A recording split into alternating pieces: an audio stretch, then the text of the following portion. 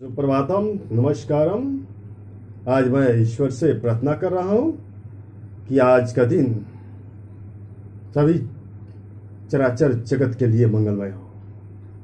आज के प्रेरक प्रसंग की कड़ी में एक छोटा सा प्रसंग गोस्वामी तुलसीदास द्वारा रचित श्री रामचरितमानस में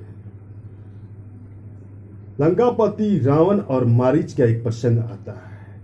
इस प्रसंग में रावण मारीच की मदद से सीता का हरण करना चाहता है। इस प्रसंग में बताया गया है कि जब कोई नीच व्यक्ति हमारे सामने झुकता है तो हमें सतर्क हो जाना चाहिए। लंकापति रावण एक दिन अब लंका से निकलकर अपने मामा मारीच के पास पहुंचता है। वह मारीच की मदद से सीता का हरण करना चाहता है। इसी आशा से वह मारीच के आगे झुकता है, मारीच को नमन करता है।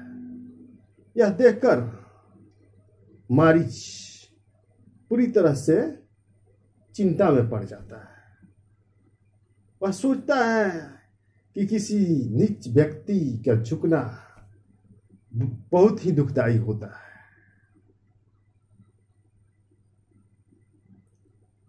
इस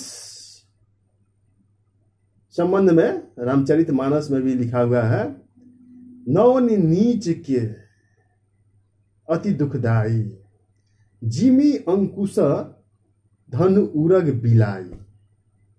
नौनि नीच के अति दुखदाई, जिमी अंकुश धन उरग बिलाई।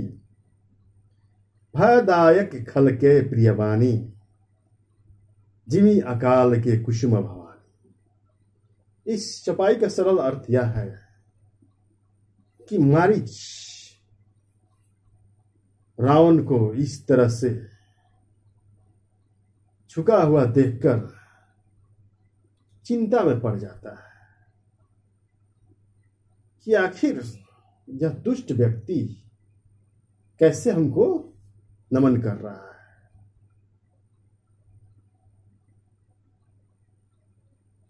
मारीच सोचता है कि जैसे कोई धनुष झुकता है तो किसी व्यक्ति को मृत्यु रूपी बाण छोड़ने के लिए झुकता है।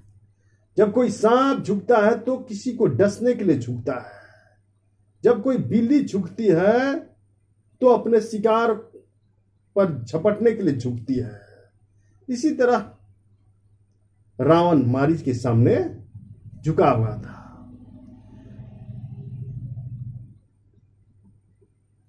मारीच तो जानता ही था कि बिना कारण के रावण किसी के पास झुक नहीं सकता था, क्योंकि वह अभिमानी और राक्षस राज था।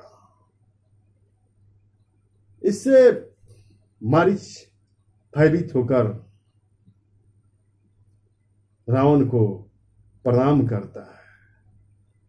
रावण मारीच को स्वर्ण मृग बनकर सीता को लुभाने के लिए कहता है।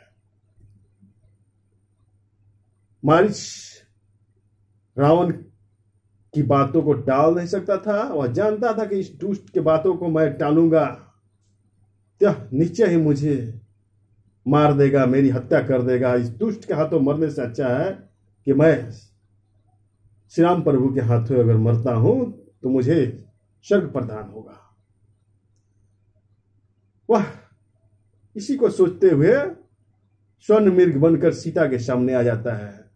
सीता उस स्वर्ण मृग को देखकर श्री राम से उसे लाने के लिए बोलती है। श्री राम जी सीता की इच्छा पूरी करने के लिए धनुष बाण लेकर मृग के पीछे पड़ जाते हैं।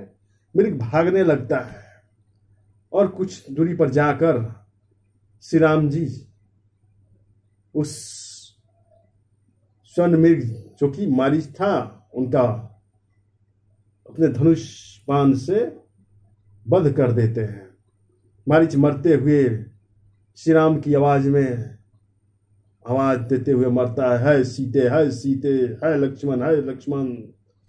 लक्ष्मण जी भी श्री राम के खोज में निकल जाते हैं और इधर दुष्ट रावण सीता का हरण कर लेता है।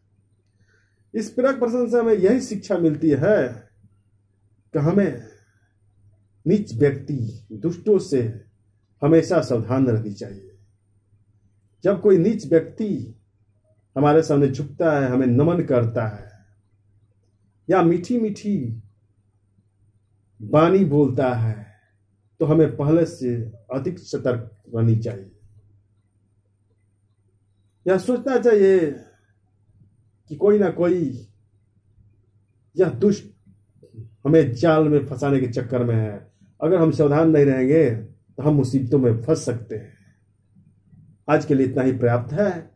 आप सभी को संचित होकर सुनने के लिए मेरे तरफ से साधुवाद है। नमस्कार।